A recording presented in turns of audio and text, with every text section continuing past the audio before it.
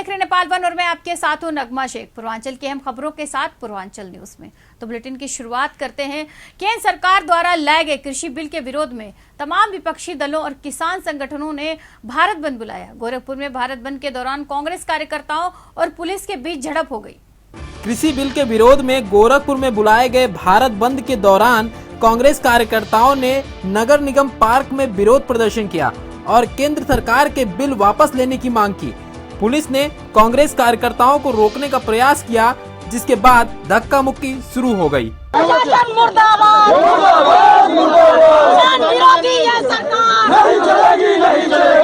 ये अमीरों की सरकार है, बड़े आदमियों की सरकार है, जिसको लेकर के हम लोग आज पूरा भारत बंद करने के लिए आज यहाँ पर मीटिंग यहाँ तैयारी कर रहे हैं। और ये सरकार पुलिस के दम पर गुंडागर्दी करके हम लोग को यहाँ से ढकेल रही है। हमारी आवाज जो है किसान तक पहुँचने नहीं दी जा रही है, इसलिए हमारी आवाज को दबाई जा रही है। भारत बंद के दौरान केंद्र सरकार के विरोध में नारेबाजी कर रहे कांग्रेस कार्यकर्ताओं को जब पुलिस ने समझाने का प्रयास किया तो मामला झड़प में तब्दील हो गया।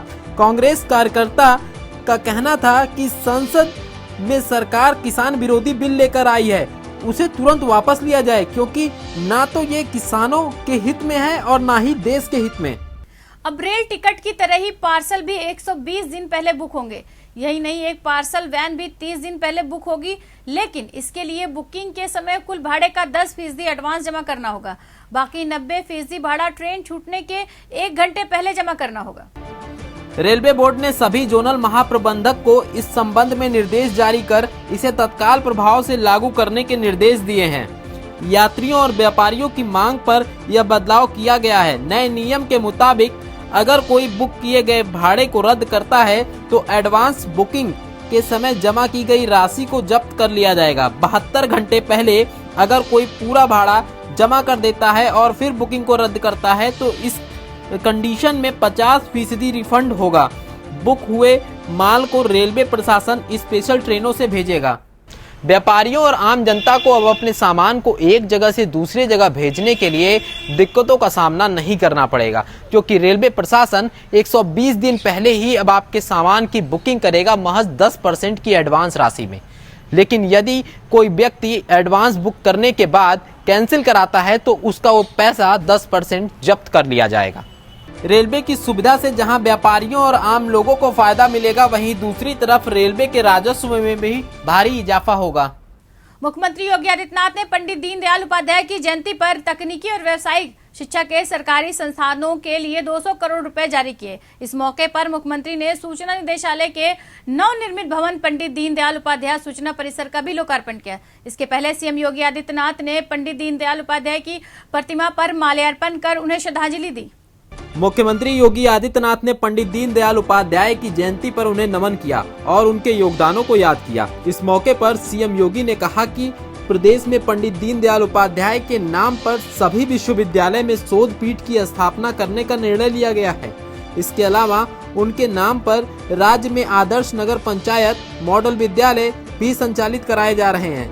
मुख्यमंत्री ने बताया कि पंडित दीनदयाल ग्रामोदय रोजगार योजना के तहत प्रदेश के हर जिले में युवाओं को रोजगार उपलब्ध कराया जा रहा है। सरकार के कार्यों का आम जनमानस तक पहुंचाने का एक सशक्त माध्यम सूचना और जनसंपर्क कार्यालय होता है। शासन का काम योजनाएं बनाने का होता है।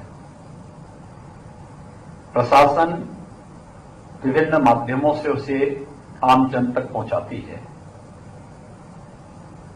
लेकिन जनता शासन और प्रशासन के बीच में एक महत्वपूर्ण सेतु के रूप में मीडिया की भूमिका को नकारा नहीं जा सकता। उस भूमिका में सेतु का काम करने का जो महत्वपूर्ण माध्यम है वह सूचना और जनसंपर्क विभाग का है। और सूचना और जनसंपर्क विभाग अपने नवीन कार्यालय में आज प्रवेश किया है। उनके इस नवीन कार्यालय का यहां पर लोकार्पण हुआ है और यह कार्यालय हमने महान देशभक्त अंत्योदय के प्रणेता पंडित दीनदयाल उपाध्याय जी के नाम पर रखा है। मैं इसके लिए सूचना विभाग को हृदय से बधाई देता हूं और पंडित दीनदयाल उपाध्याय जी के जयंती के अवसर पर उस महामानव के प्रति अपनी विनम्र श्रद्धांजलि भी अर्पित करता हूं। मुख्यमंत्री योगी आदित्यनाथ ने सूचना निर्देशालय के नवनिर्मित भवन पंडित दीनदयाल उपाध्याय सूचना परिसर का उद्घाटन किया। दीनदयाल उपाध्याय के जीवन पर 26, 27 और 28 सितंबर को बीजेपी जिला स्तर पर वर्चुअल वेबिनार का आयोजन करेगी, जबकि 19 सितंबर से 2 अक्टूबर तक आत्मनिर्भर भारत के अंतर्गत विभिन्न योजनाओं से संबंधित अलग अलग श्रेणी के प्रदेश स्तरीय 8 वेबिनार आयोजित किए जाएंगे। लखनऊ से विकास श्रीवास्तव की रिपोर्ट। आजमगढ़ में पिछले 24 घंटे में हुई मूसलाधार बारिश से कई हादसे हुए।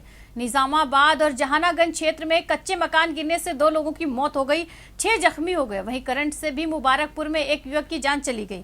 शहर से लेकर ग्रामीण इलाकों में सैकड़ों घरों में बरसात का पानी घुस गया, जिससे लोगों को भारी परेशानी का सामना करना पड़ा। जहानागंज थाना क्षेत्र के अतरारी ग्राम सभा में कच्चा मकान गिरने से बुजुर्ग महिला की मौत हो गई, जबकि परिवार के 5 वर्षीय मासूम समेत 4 अन्य लोग गंभीर रूप से घायल हो गए। दूसरी तरफ निजामाबाद तहसील क्षेत्र के शंभूपुर गांव में मकान गिरने से एक महिला की जान चली गई और 2 अन्य लोग मौके पर घायल हो गए। तहसील प्रशासन पहुंचकर क्षति का आकलन करने में जुटा हुआ है। वहीं मुबारकपुर थाना क्षेत्र के इस्लामपुरा में घर के आंगन में पानी भरने से इन्वर्टर हटाने के चक्कर में करंट से युवक की जान चली गई। इसके अलावा कई स्थानों पर आकाशीय बिजली व दीवार ढहने से कई मवेशियों की भी मौतें हो गई। यानी कि पूरे आजमगढ़ में बारिश की वजह से हादसों का दौर बढ़ता जा रहा है। 5 बजे बरसात हो रही थी लगातार, दीवार अचानक गिर गई, माता जी दबी, उसी मर गई और हमने गांव वालों को चिल्लाया, हम किसी तरह से निकले, गाय वो सब दब गई थी और निकाले उसको। इसके बाद माता जी को ले गए चारपाई पे, वहाँ सुलाए और 2-4 मिनट भी नहीं हुआ, तुरंत खत्म हो। आज सुबह जो भोर में 5 बजे बहुत तगड़ी बारिश हुई है, जिसमें दीवार गिरी है, नीचे सोई थी, दीवार गिरी है, उनकी मृत्यु भी हो गई है। गांव की बहुत गरीब महिला है। हम तो खुद आज स्वयं चेक किया हूँ, जहाँ जहाँ गड़बड़ी मिली मैं खुद स्वयं रह करके, अभी जैसे सुबह में 8 बजे गया था, वहाँ जेसीबी से साफ कराया हूँ सुंदरनगर में। जैसे जहाँ शिकायत मिली मैं तो मैं मौके पर जा रहा हूँ। आजमगढ़ में हुए मूसलाधार बारिश की वजह से जहां कई लोगों ने अपनी जान गंवाई, तो वहीं दूसरी तरफ आकाशीय बिजली व दीवार ढहने से कई मवेशियों की भी मौत हो गई। इन सभी का आकलन करने में जिला प्रशासन पूरी तरह से लगा हुआ है। कल तो बहुत ही तेज बारिश थी और बिजली कड़कने की भी कई घटनाएं सामने आई हैं, तो सभी एसडीएम्स को, तहसीलदार को अलर्ट कर दिया है कि जो भी कोई भी घटना संज्ञान में आती है और सभी अपने लेखपालों के माध्यम से तुरंत संपर्क में रहे और मौके पे जाके जो भी आर्थिक मदद या और मदद हो सकती है वो शासनादेश के अनुसार तुरंत करें। बारिश ने एक बार फिर आजमगढ़ शहर में ड्रोनेज सिस्टम की पोल खोल दी है। वहीं पिछले वर्ष भी भारी बारिश के चलते निचले इलाकों के रिहायशी मकान जलमग्न हो गए थे, जिसको लेकर प्रशासन पर भारी सवाल खड़े हुए थे। कृषि सुधार बिल का विरोध लगातार बढ़ता जा रहा है। तमाम किसान संगठनों के भारत बंद के समर्थन में कई सियासी दल भी उतर आए हैं। कुशीनगर और प्रयागराज में किसान संगठनों के साथ साथ राजनीतिक पार्टियों ने भी केंद्र सरकार के खिलाफ हमला बोला और बिल वापस लेने की मांग की। कृषि अध्यादेश के विरोध में कुशीनगर के खड्डा नगर में भारतीय किसान यूनियन के कार्यकर्ताओं ने नारेबाजी करते हुए प्रदर्शन किया और तहसील जाकर राष्ट्रपति के नाम संबोधित ज्ञापन एसडीएम को सौंपा। सपा कार्यकर्ताओं ने भी भारत बंद का समर्थन किया और कृषि बिल को किसान विरोधी बताते हुए वापस लेने की मांग की। भारत सरकार ने जो अध्यादेश लाया है उसके विरोध में आज पूरा उत्तर प्रदेश में चक्का जाम कार्यक्रम है। तो जब तक वो अध्यादेश वापस नहीं होगा तो आज चक्का जाम कार्यक्रम है पूरे, जैसे किसान कर्फ्यू आज तो कार्यक्रम हमारा पूरे उत्तर प्रदेश में सफल हो रहा है। कृषि सुधार बिल के विरोध में इलाहाबाद यूनिवर्सिटी के छात्र संघ भवन के बाहर समाजवादी छात्र सभा, एनएसयूआई और एसएफआई के कार्यकर्ताओं ने नारेबाजी कर जोरदार विरोध प्रदर्शन किया। इस दौरान जुलूस निकालने की कोशिश की गई, जिसे रोकने पर पुलिस के साथ तीखी झड़प भी हुई। बंद को समर्थन है, साथ ही साथ हम सभी साथी यहाँ से पैदल मार्च करते हुए बालसन चौराहे जाएंगे। और एक चीज़ जो मैं वर्तमान समय की आगामी सरकार है इसको चेता देना चाहते हैं कि जो किसान है वह खेतों में काम करते हुए अपने बच्चों को विश्वविद्यालय और महाविद्यालयों में भी भेज चुका है। यह लड़ाई सिर्फ खेतों और खलिहानों से ही नहीं वरन विश्वविद्यालयों महाविद्यालयों से भी लड़ी जाएगी। हम सभी छात्र उस भारत बंद का समर्थन करते हैं, इसीलिए यह प्रदर्शन है और हमारा समर्थन में हम पदयात्रा भी करेंगे।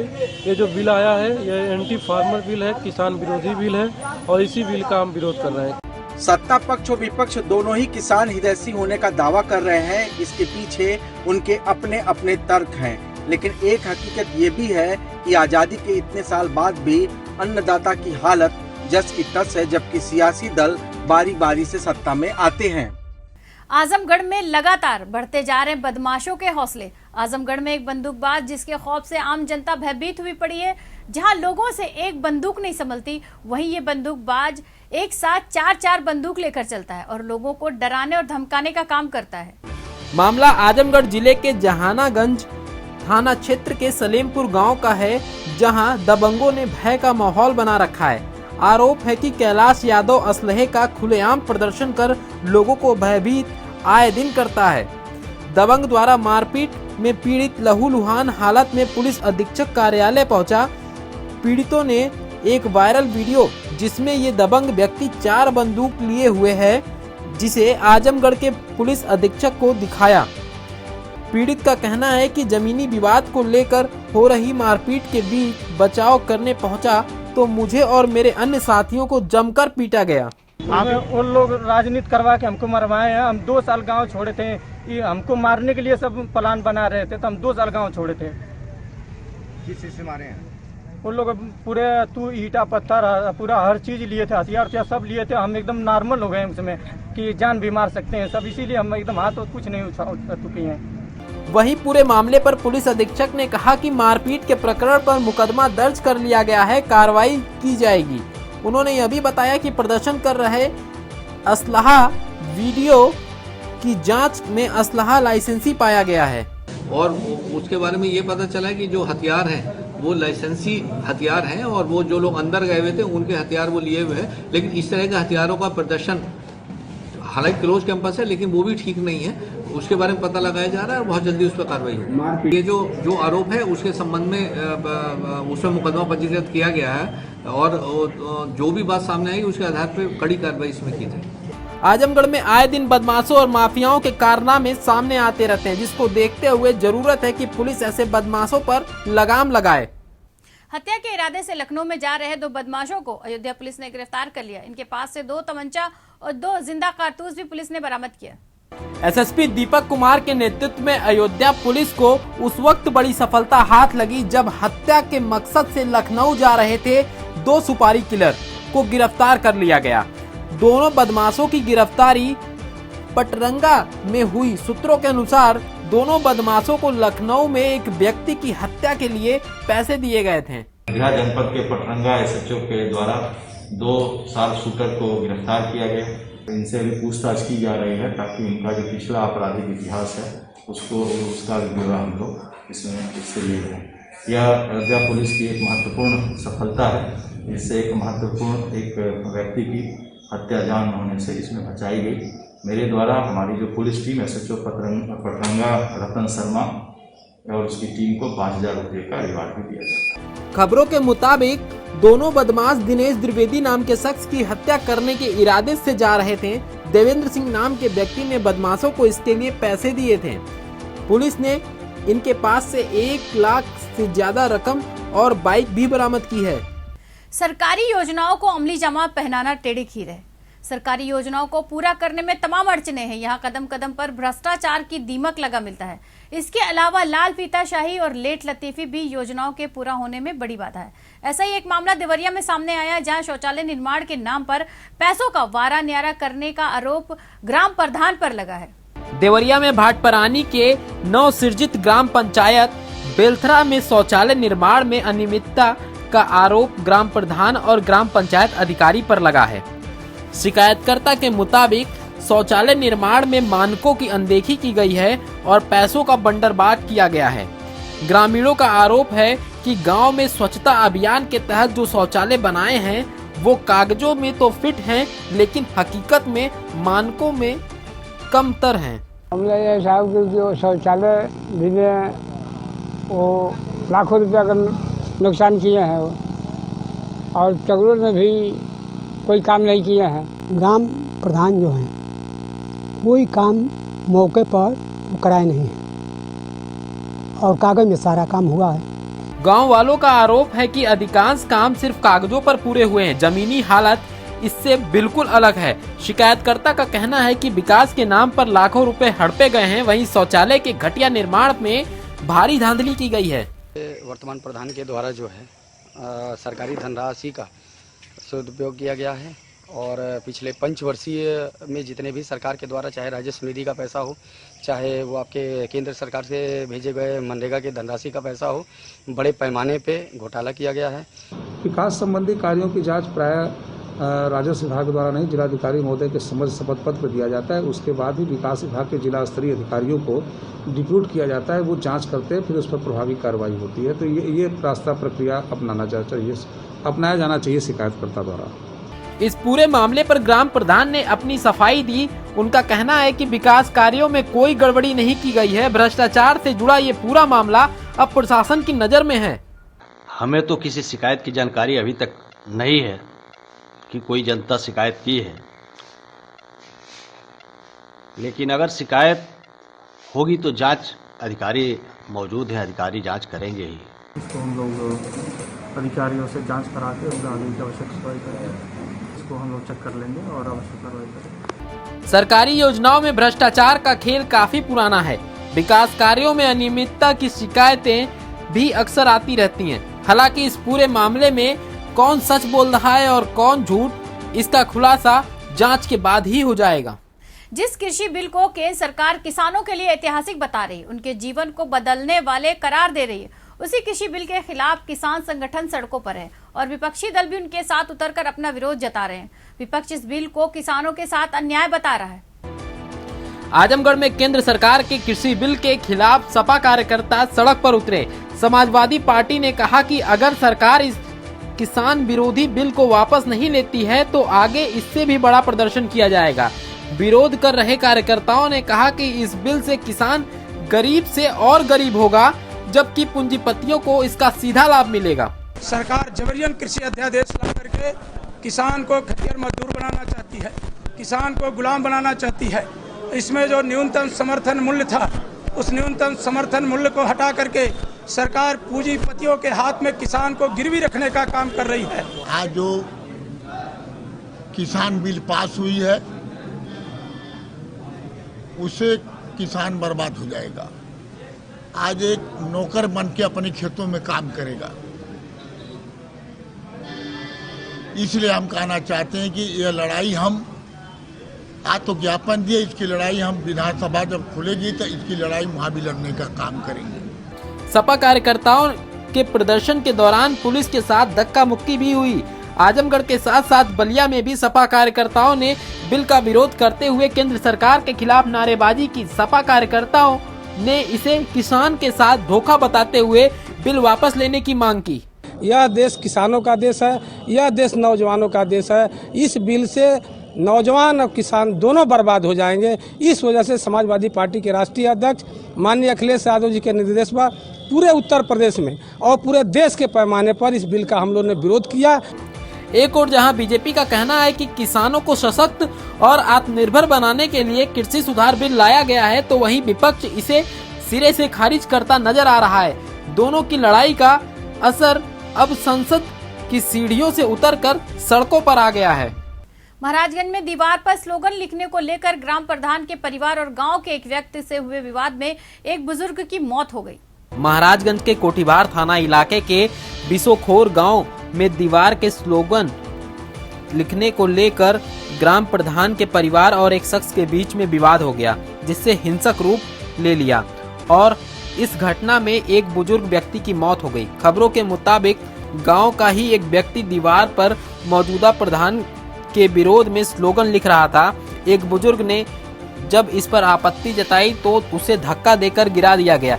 इस घटना में बुजुर्ग की मौत हो गई। प्रमोद शर्मा ने प्रधान के पिता जो हैं लगभग 60-65 साल के थे, उनको धक्का दिया। धक्का दे के गिरने से उनके सर में चोट आई। उनको हॉस्पिटल ले जाते वक्त उनकी डेथ हो गई, मृत्यु हो गई। उनका शव वापस लाया गया गांव। वहां से पुलिस द्वारा शव को पोस्टमार्टम के लिए भेज दिया गया है। 4 लोगों के विरुद्ध हत्या की तहरीर का मुकदमा पंजीकृत किया जा रहा है, जो तहरीर दी है। बाकी जो विवेचना में जो भी तथ्य आएंगे उस हिसाब से कार्रवाई होगी। घटना की सूचना मिलने के बाद पुलिस मौके पर पहुंची और शव को अपने कब्जे में ले लिया। पीड़ित परिवार की शिकायत पर करीब 6 लोगों के खिलाफ मुकदमा दर्ज हो गया है।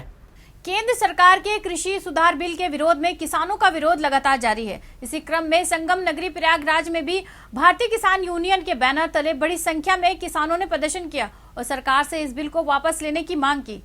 भारतीय किसान यूनियन के बैनर तले प्रयागराज कानपुर हाईवे पर बड़ी संख्या में किसानों ने धरना प्रदर्शन किया। ऐतिहासिक फांसी इमली पर धरना दे रहे किसानों ने कृषि सुधार बिल को वापस लिए जाने की मांग की। संगठन ने आरोप लगाया कि ये बिल पूरी तरह से किसान विरोधी है। इसके जरिए किसानों के अधिकार कम किए गए हैं और पूंजीपतियों को लाभ पहुंचाया गया है। देखिए, विगत दिनों में जो भारत सरकार के द्वारा 3 अध्यादेश किसानों के प्रति बताया गया है कि 3 किसान संबंधित अध्यादेश जो पारित किए गए हैं, उसी के विरोध में ये किसान संगठन आज सड़कों पे उतरा है, क्योंकि उसमें इस चीज़ को सरकार ने दर्शाने की कोशिश की है कि ये किसान हितैषी है। लेकिन हम लोग की समझ में नहीं आ रहा कि कहाँ से किसान हितैषी हो गई। इतने सालों से बिल पेंडिंग थी और हर सरकार ने इसको इसीलिए रिजेक्ट किया कि ये किसानों के हित के नहीं बल्कि उद्योगपतियों के हित में है। प्रदर्शन कर रहे किसानों ने प्रयागराज कानपुर हाईवे जाम करने की भी कोशिश की, लेकिन पहले से ही मुस्तैद पुलिस बल ने किसानों को ऐसा करने से रोक दिया। किसान संगठन के इस प्रदर्शन को कई विपक्षी दलों का भी समर्थन हासिल है।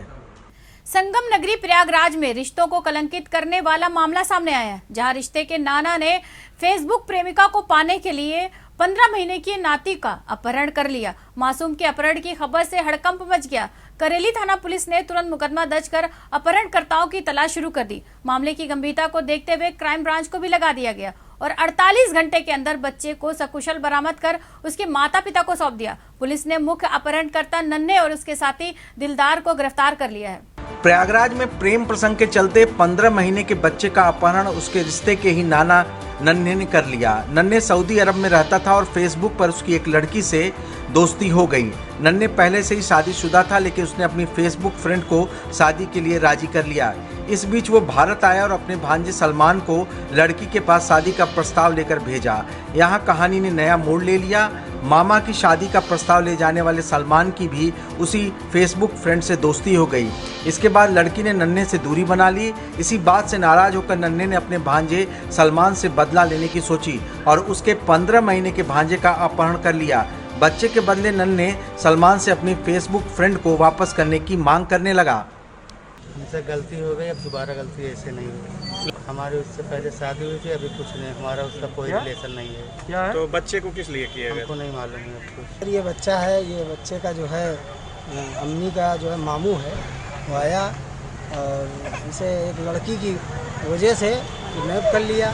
किडनैप करने के बाद जो है यहाँ से ले गया, 3 दिन तक परेशान किया, जान से मार देंगे धमकी दे रहा था। सलमान से बदला लेने के लिए इसने सलमान के जो खुद का भांजा है, 15 साल का बच्चा, 15 महीने का बच्चा, उसका इसने अपहरण किया है। इस क्रम में अगर देखें तो ये खुद उस बच्चे का नाना लगेगा और इसने उस बच्चे का अपहरण किया है। इस बात को लेकर के जैसे ही हमें सूचना मिली, पुलिस हम सभी लोग गंभीर हो गए, क्योंकि उसने ये भी अपने वार्निंग दी थी कि इस पूरे प्रकरण में पुलिस को शामिल नहीं किया जाए, नहीं तो इसका अंजाम बुरा होगा। पुलिस ने बड़ी सतर्कता के साथ इस पूरे मैटर का पटाक्षेप किया और बच्चे को सकुशल बरामद कर लिया है। कितने लोगों की गिरफ्तारी? इस क्रम में 2 लोगों को गिरफ्तार कर लिया गया है, जो नन्हे हैं और नन्हे के सहयोगी, दोनों लोगों को गिरफ्तार कर लिया गया है और इनको रिमांड देकर के जेल भेजा जा रहा है। बच्चे के अपहरण की जानकारी जब उसके पिता मंसूर अली को हुई तो उन्होंने पुलिस में बच्चे के अपहरण की रिपोर्ट दर्ज कराई। पुलिस ने सर्विलांस और क्राइम ब्रांच की मदद से 48 घंटे के भीतर बच्चे को बरामद कर लिया और इस पूरे मामले का भंडाफोड़ कर दिया। बच्चे की सकुशल बरामदगी करने और अपहरणकर्ताओं की गिरफ्तारी किए जाने पर पुलिस टीम को नगद पुरस्कार से सम्मानित किया गया। पूर्वांचल न्यूज में आज बस इतना ही। कल फिर होगी आपसे मुलाकात। नमस्कार।